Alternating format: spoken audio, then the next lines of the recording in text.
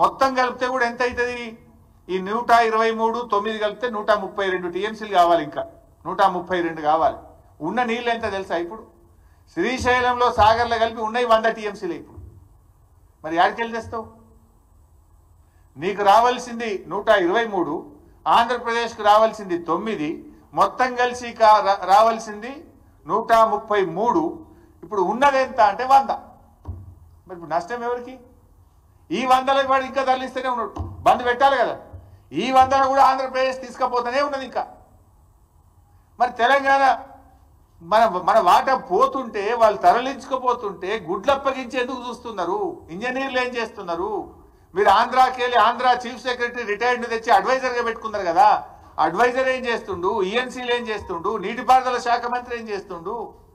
ముఖ్యమంత్రి ఏం చేస్తున్నాడు? పరిస్థితి ఏంటంటే నాగార్జున సాగర్లో మినిమం ఎండిడిఎల్ ఎంత? 510. ఇప్పుడు ఆ 510 మీద నాగార్జున సాగర్లో ఈ రోజు ఉన్న నీళ్ళు ఎంత అంటే 50 టీఎంసీలు.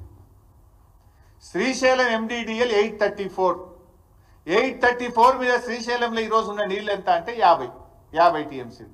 సాగర్లో 50, శ్రీశైలంలో 50, రెండు కలిపితే ఎంత ఉన్నాయి? 100 టీఎంసీల నీళ్లు ఉన్నాయి. 100ల తెలంగాణకు రావాల్సింది 123, ఆంధ్రకు పోవాల్సింది 9. అంటే ఉన్నది తక్కువ, రావాల్సింది ఎక్కువ. అంటే ఇప్పుడు ఆల్రెడీ తెలంగాణ నష్టపోయినట్టే. ఇప్పటికైనా కళ్ళు తెరవండి. ఎందుకు ఈ మాట అంటున్నా అంటే, మీరే ఫుల్ పేజ్ యాడ్లు ఇచ్చాడు. గతంలో ఈ అడ్వర్టైజ్మెంట్ల సంస్కృతి లేదు. యాసంగి పంటకు ఎన్ని నీళ్ళు ఇస్తాం, ఇందాక నేను చూసిన యాడ్. ముఖ్యమంత్రి బొమ్మ వేసుకొని పెద్ద పెద్ద యాడ్లు ఇచ్చిండ్రు. యాసంగి పంటకు ఇన్ని నీళ్ళు ఇస్తున్నామని. ఈ యాసంగి పంట ఏమవుతుందంటే బైసాబ్, నాగార్జున సాగర్ ఎడమ కాలువ కింద నల్లగొండలో 1,45,000 ఎకరాలు, సూర్యాపేటలో 2,35,000 ఎకరాలు, ఖమ్మంలో 255, 260, మొత్తం కలిపితే 6,38,000 ఎకరాలు నాగార్జున సాగర్ ఎడమ కాలువ కింద తెలంగాణలో ఇప్పుడు పంట వేసుకున్నారు రైతులు. 6,38,000 ఎకరాలు నాగార్జున సాగర్ ఎడమ కాలువ కింద ఇప్పుడు పంట వేసుకొని పెట్టుబడి పెట్టిండ్రు రైతులు, మందులు వేసిండ్రు.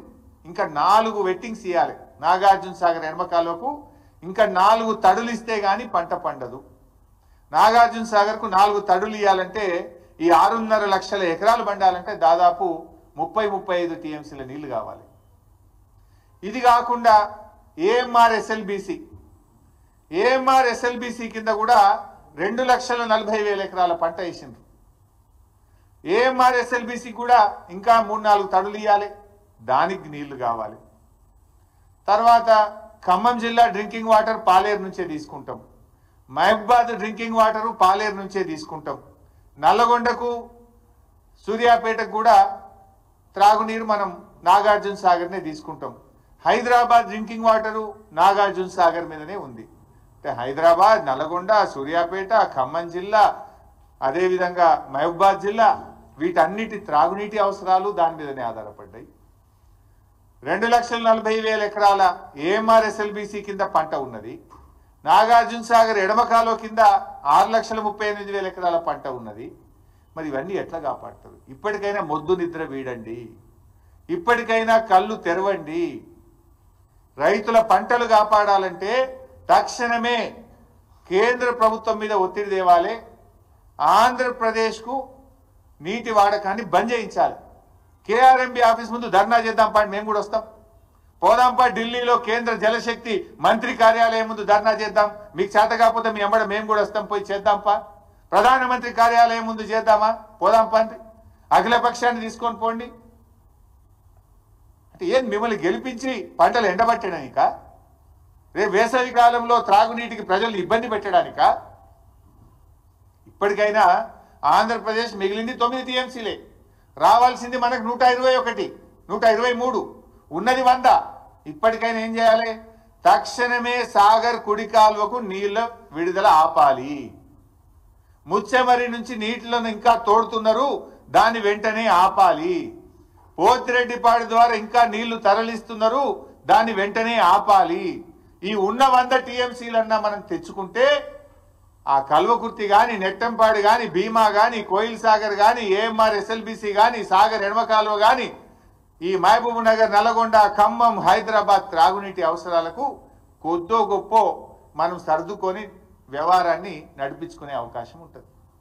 లేకపోతే మీరు ఇట్లనే మొద్దు నిద్రపోతే ఇటు ఖమ్మం, నల్గొండ, మహబూబ్ నగర్లో పంటలు దెబ్బతింటాయి. ప్రజలకు రేపు త్రాగడానికి కూడా నీళ్లు లేక ఇబ్బంది పడే పరిస్థితి వస్తుంది. ఇది ముమ్మాటికి కాంగ్రెస్ ప్రభుత్వ వైఫల్యము. ఈ ప్రభుత్వం చేష్టలుడికి చూస్తున్నది, మొద్దు నిద్రపోతున్నది. కనుకనే ఆంధ్రప్రదేశ్ తన ఇష్టం వచ్చినట్టుగా నీటిని ఇవాళ తరలిస్తా ఉన్నది. ఆలోచించండి, ఇప్పటికైనా మొద్దు నిద్ర వీడండి. మీకు చేత కాకపోతే మీ ఎంబడి మేము వస్తాం. ఏడ ధర్నా చేద్దామో చెప్పండి, మేము రావడానికి రెడీగా ఉన్నాం.